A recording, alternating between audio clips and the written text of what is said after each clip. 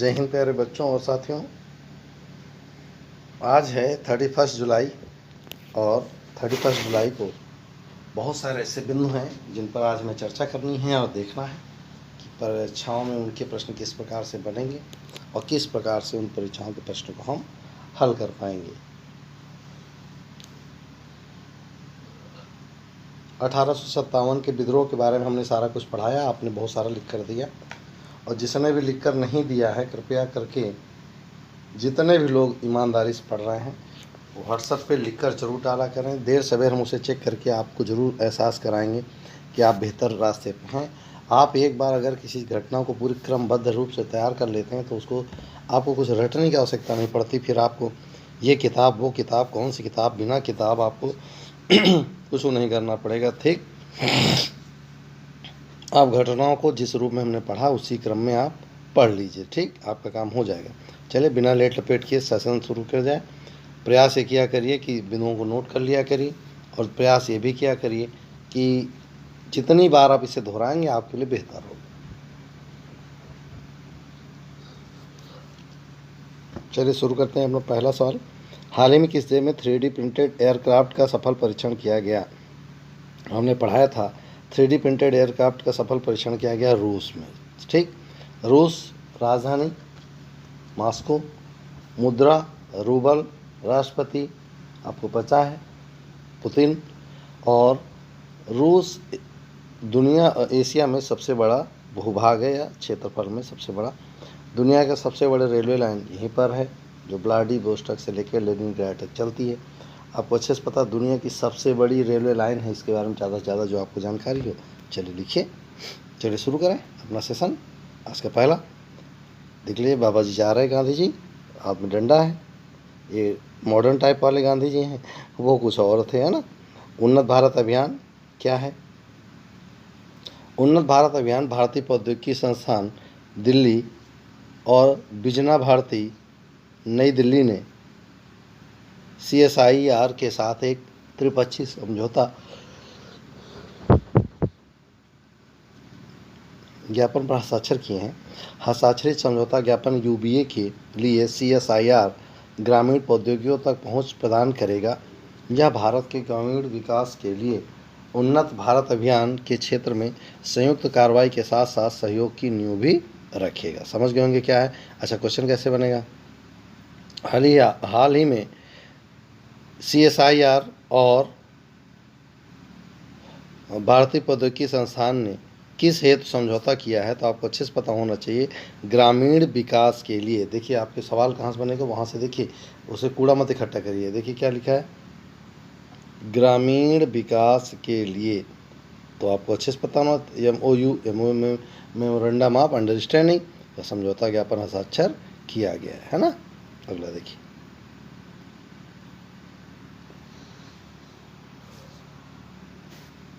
चलिए, मानव संसाधन विकास मंत्रालय का नाम बदलकर शिक्षा मंत्रालय कर दिया गया है।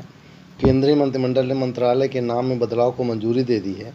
HRD मिनिस्ट्री वर्तमान में रमेश पोखरियाल निशंक के नेतृत्व में है। नाम परिवर्तन नई शिक्षा नीति के ड्राफ्ट की एक प्रमुख सिफारिश थी। HRD मंत्रालय का नाम 1985 नोट करेंगे परीक्षा के लिए। पूर्व प्रधानमंत्री राजीव गांधी के कार्यकाल के दौरान मानव संसाधन विकास मंत्रालय रखा गया था, क्योंकि इसे शिक्षा मंत्रालय में बदल दिया गया था। शिक्षा और शिक्षा पर ध्यान केंद्रित करने के लिए मंत्रालय का नाम में बदलाव प्रस्तावित किया गया था। नई राष्ट्रीय शिक्षा नीति शिक्षा पर मौजूदा राष्ट्रीय नीति की जगह लेगी, जो पहली बार 1986 में बनाई गई थी और आखिरी बार इस पर संशोधन 1992 में किया गया था। अब हमने राष्ट्रीय शिक्षा नीति 2019 आपके सामने उपस्थित कर दी। क्या क्या बदलाव हैं परीक्षा में जल्दी से आपको मिलने वाले हैं। बहुत सारी जगह नौकरी के ऑफर आ जाएंगे, बहुत सारा आपका बदलाव होगा। अच्छा, एक चीज़ यहाँ ध्यान रखेंगे, पहले भारत सरकार के कुल GDP का 4.3% शिक्षा पे खर्च होता था। नोट करेंगे 4.3% खर्च होता था। अब उस खर्चे को बढ़ा दिया गया 6%, यानी 1.7% की वृद्धि की गई। ध्यान रखेंगे, बहुत बड़ी राशि होती। 1.7% की वृद्धि करके अब 6% कर दिया गया। उड़ीसा की अर्चना सोरेन को यूनाइटेड नेशन चीफ ने अपने नए सलाहकार रूप में समूह में शामिल किया है। भारतीय जलवायुकर्ता अर्चना सोरेन को संयुक्त राष्ट्र महासचिव एंटोनियो गुटेरस ने अपने नए सलाहकार समूह में शामिल किया है, जिसमें युवा नेता शामिल हैं जो बिगड़ते जलवायु संकट से निपटने के लिए दृष्टिकोण समाधान प्रदान करेंगे। वैश्विक निकाय कोविड-19 से उबरने के प्रयासों के तहत जलवायु परिवर्तन से निपटने की दिशा में कार्य को गति देने के प्रयास कर रहा है। समझ गए क्या मतलब है?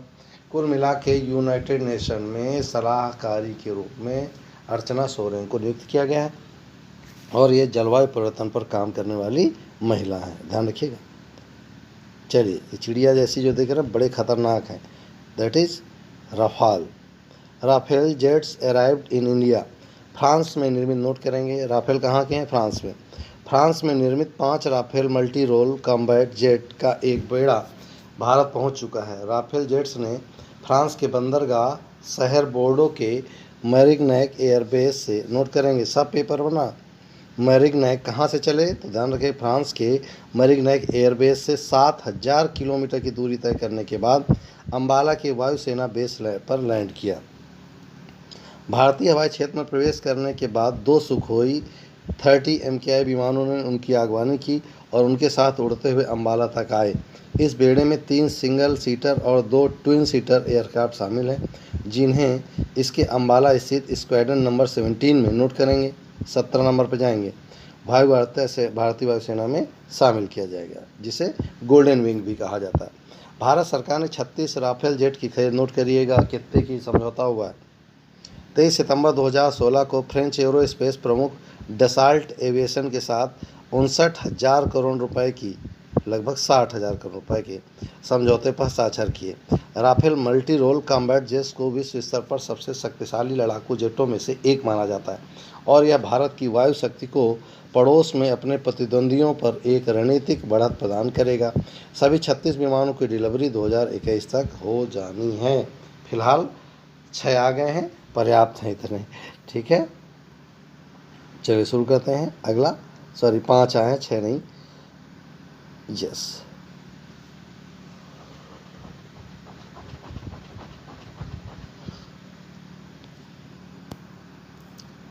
प्रधानमंत्री श्री नरेंद्र मोदी की अध्यक्षता में केंद्रीय मंत्रिमंडल ने नई शिक्षा नीति 2020 को मंजूरी दे दी है। हाल ही में स्वीकृत राष्ट्रीय शिक्षा नीति 2020 34 वर्षीय राष्ट्रीय शिक्षा नीति NPE 1986 की जगह लेगी। राष्ट्रीय शिक्षा नीति 2020 21वीं सदी की पहली शिक्षा नीति है और स्कूल और उच्च शिक्षा दोनों क्षेत्रों में परिवर्तनकारी सुधार लाने में सक्षम है। नोट करिएगा, बहुत बदलाव हो जाएंगे शिक्षा में। राष्ट्रीय शिक्षा नीति 2020 सतत विकास के लिए 2030 एजेंडा से जुड़ी है और यह एक एक्सेस, इक्विटी, क्वालिटी, अफोर्डेबिलिटी और अकाउंटेबिलिटी के आधारभूत स्तंभों पर आधारित है। नोट करेंगे, एक्सेस यानी प्रसार, इक्विटी यानी एक में, क्वालिटी गुणवत्ता, अफोर्डेबिलिटी लोग उसको अफोर्ड कर सके, अकाउंटेबिलिटी जवाबदेही, इन पर निर्भर है। इसमें 2035 तक 50% सकल नामांकन, यानी जितने भी लोग हाई स्कूल पास होते हैं उनमें कम से कम 50% लोगों का नामांकन उच्च शिक्षा के लिए होना ही चाहिए। यह 21वीं सदी की आवश्यकताओं के अनुसार स्कूल और कॉलेज की शिक्षा को अधिक समग्र, लचीली और बहुविषयक बनाकर भारत को एक जीवंत ज्ञान समाज और वैश्विक ज्ञान महाशक्ति में बदलने का प्रयास करेगी। हमें जहाँ तक लगता है ये तभी संभव है जब हमने बजट का 14% खर्च करेंगे। मेरा ओवरव्यू है, हमें नहीं कहते कि ऐसा ही हो, लेकिन 6% से तो ऐसी शिक्षा नीति की अपेक्षा नहीं की जाती। केंद्रीय मानव संसाधन विकास मंत्री रमेश पोखरियाल निशंक हम अभी आपसे ऊपर बताएं, देख लीजिए भैया।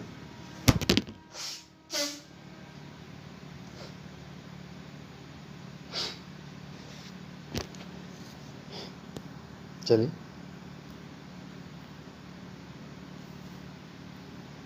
पावर फाइनेंस कॉरपोरेशन ने भारतीय प्रौद्योगिकी संस्थान कानपुर के साथ स्मार्ट ग्रिड टेक्नोलॉजी में प्रशिक्षण, अनुसंधान और उद्यमिता विकास के लिए एक समझौते पर हस्ताक्षर किए। समझौता एक वर्चुअल प्लेटफॉर्म पर था।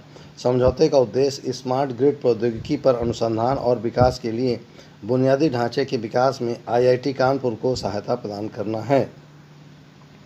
IIT कानपुर के अध्यक्ष हैं के राधाकृष्णन, IIT के निदेशक हैं अभय करंदीकर और PFC के अध्यक्ष और MD हैं रविंदर सिंह ढिल्लो और PFC का मुख्यालय है नई दिल्ली। PFC का मुख्यालय कहाँ है? नई दिल्ली। ठीक, एशियन डेवलपमेंट बैंक क्या है, देखते हैं, नोट करेंगे। एशिया विकास बैंक, एशियन डेवलपमेंट बैंक ने कोविड-19 महामारी के प्रति सरकार की आपातकालीन प्रतिक्रिया का समर्थन करने के लिए अपने एशिया प्रशांत आपदा प्रतिक्रिया कोष से, नोट करेंगे, आपातकालीन प्रतिक्रिया का समर्थन करने के लिए एशिया प्रशांत आपदा प्रतिक्रिया कोष से भारत को 3 मिलियन अमेरिकी डॉलर लगभग 22 करोड़ रुपए के अनुदान को मंजूरी दी है। आप जानते हैं कोविड-19 से निपटने के लिए। एशियाई विकास बैंक के अध्यक्ष हैं मासुगु अस्कावा।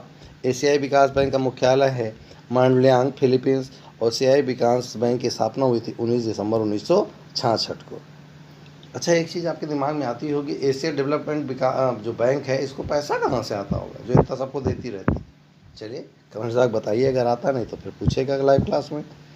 World day against trafficking in persons 30 जुलाई क्या है, देखते हैं। संयुक्त राष्ट्र हर साल 30 जुलाई को मानव तस्करी के खिलाफ विश्व दिवस, नोट करिएगा, मानव तस्करी के खिलाफ विश्व दिवस मनाता है। महासभा ने 2013 में 30 जुलाई को मानव तस्करी के पीड़ितों की स्थिति के बारे में जागरूकता बढ़ाने और उनके अधिकारों के संवर्धन और संरक्षण के लिए व्यक्तियों में तस्करी के खिलाफ विश्व दिवस के रूप में नामित किया है। ड्रग्स और अपराध मुख्यालय पर संयुक्त राष्ट्र कार्यालय है का मुख्यालय कहाँ है? Vienna, Austria. ड्रग्स और अपराध पर संयुक्त राष्ट्र कार्यालय की स्थापना 1997 में हुई थी। चलिए ये अगला देखिए, पेटीएम मनी। यस, हम लोगों ने खूब यूज किया, एक समय था ना। पेटीएम के निवेश और धन प्रबंधन सहायक पेटीएम मनी ने वरुण श्रीधर को कंपनी का नया मुख्य कार्यकारी अधिकारी दैट इज CEO नियुक्त किया है। वह पूर्व MD और CEO प्रवीण जाधव की जगह लेंगे, जिन्होंने पेटीएम के प्रबंधन के साथ मतभेद के कारण स्टार्टअप से इस्तीफा दे दिया था। पेटीएम के संस्थापक हैं विजय शेखर शर्मा। पेटीएम का मुख्यालय है नोएडा, उत्तर प्रदेश, और पेटीएम की स्थापना हुई थी 2010 में। चलिए, भारतीय एक्सा सुरक्षा का नया नज़रिया। इतना बीएड इंट्रेंस वाले तो रट लो भैया। आपसे पूछेगा सुरक्षा का नया नज़रिया किस बैंक के टैग लाइन है, तो आपको होना चाहिए भारतीय एक्सा। भारतीय एक्सा जनरल इंश्योरेंस ने किसानों के लिए अपनी उपज सुरक्षा और वित्तीय सुरक्षा के बारे में उन्हें प्रोत्साहित करने के लिए महाराष्ट्र और कर्नाटक में बहुत ज़रूरी है, नोट करेंगे क्या शब्द है, उसका नाम ही है बहुत ज़रूरी है नामक फसल बीमा। आपसे क्वेश्चन में बहुत ज़रूरी है क्या है, तो एक एक्सा बैंक की फसल बीमा अभियान योजना है। अच्छा, इसमें महाराष्ट्र के अहमदनगर, नासिक, चंद्रपुर, सोलापुर, जलगांव, सतारा व कर्नाटक के धारवाड़, मैसूर और कोडागू शामिल हैं। ठीक, यहाँ के किसानों की उपज पर सही शब्दों में क्या करना, बीमा देना। भारतीय एक्सा जनरल इंश्योरेंस का मुख्यालय मुंबई, महाराष्ट्र। भारतीय एक्सा जनरल इंश्योरेंस के MD और CEO हैं संजीव श्रीनिवास। चलिए इसको देखिए ध्यान से।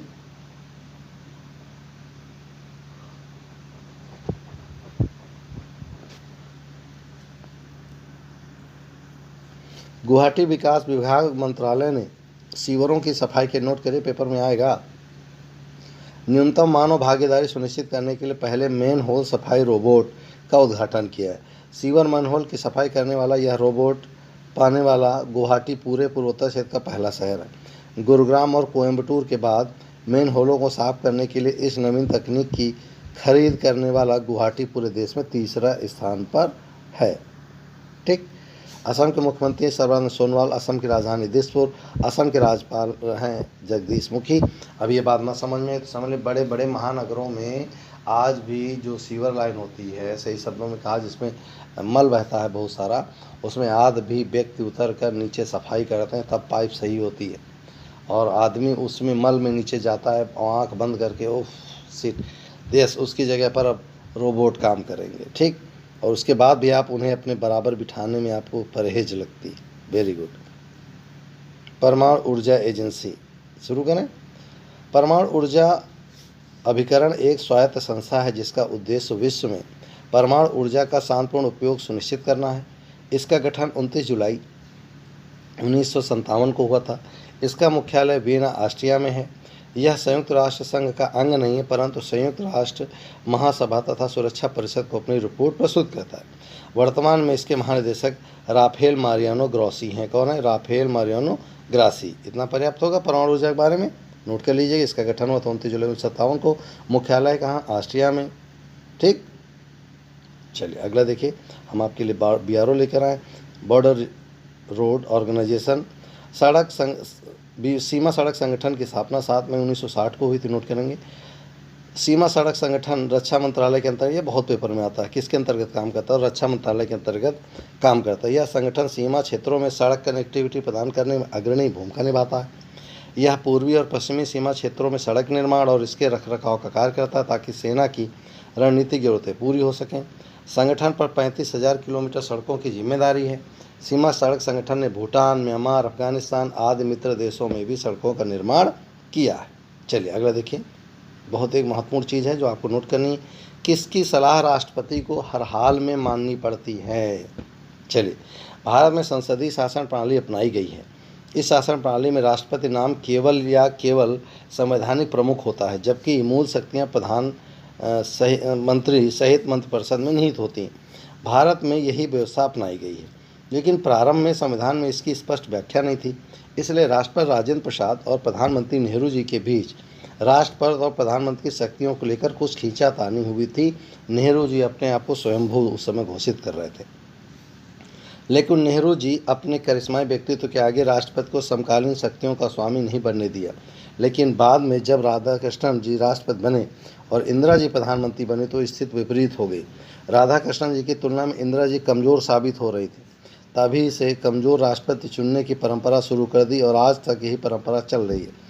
इंदिरा जी अब तक केवल शांत नहीं हो रही हैं, उन्होंने 42वें संविधान संशोधन का स्पष्ट रूप से यह प्रावधान कर दिया कि राष्ट्रपति मंत्रिपरिषद की सलाह के अनुसार ही कार्य करेगा। हालांकि बाद में जनता सरकार ने राष्ट्रपति की गरिमा का ख्याल रखते हुए उक्त व्यवस्था में थोड़ा संशोधन 44वां संविधान करते हुए यह प्रावधान कर दिया कि राष्ट्रपति एक बार पुनर्विचार करने के लिए मंत्रिपरिषद के पास किसी प्रस्ताव को वापस भेज सकते हैं। समानता वास्तव में उन्होंने डब्बा बना दिया था। चलिए आज के लिए अभ्यास का प्रश्न है, हाल ही में हिचेम माचिची, नोट करेंगे, हिचेम माचिची किस देश के नए प्रधानमंत्री नियुक्त किए गए हैं? अल्जीरिया, ट्यूनीशिया, ब्राज़ील और नॉर्वे। आप बताना है इनमें से कहाँ के नियुक्त किए गए हैं। चलिए आपको कमेंट्स बॉक्स में इसको बताना है। शायद इसका जवाब भूलवश प्रिंट हो गया है, फिर भी आपको पता होना चाहिए। ठीक, उद्देश्य चोरी या नहीं है, बल्कि उद्देश्य है आपको सूचनाएं प्रदान करना, है ना। चलिए आज का हमारा ये था सेशन। उम्मीद है आपको अच्छा लगा होगा, तैयार किए होंगे। इस सेशन को अच्छे से अच्छा पसंद करिए, लाइक करिए, शेयर बिल्कुल मत करिए, उसकी ठेकेदारी केवल मेरी है, मैं शेयर नहीं करने दूंगा और आप शेयर करके दिखाओ तो हम जाने। ठीक, फिलहाल आज इतना ही, मिलते हैं नेक्स्ट वीडियो में नई उम्मीद के साथ, नए जोश के साथ। किसी भी कीमत पर दोपहर की क्लास 140 मिस नहीं करिएगा। और जिनको लगता है 130 का क्यों लगाते हैं, 150 पे ही क्लासेस को शुरू करते हैं, तो हम आपको बता चुके हैं कि उसके लिए बेसिक रीजंस क्या है। तो आप आराम से 150 पर आया करिए, आराम से हम पूरे टॉपिक को आप तक पहुंचाने का प्रयास करेंगे। उम्मीद है अभी तक के टॉपिक आपको समझ में आ गए होंगे। फिलहाल आज इतना ही, मिलते हैं नेक्स्ट वीडियो में नई उम्मीद के साथ, नए जोश के साथ। फिलहाल जय हिंद।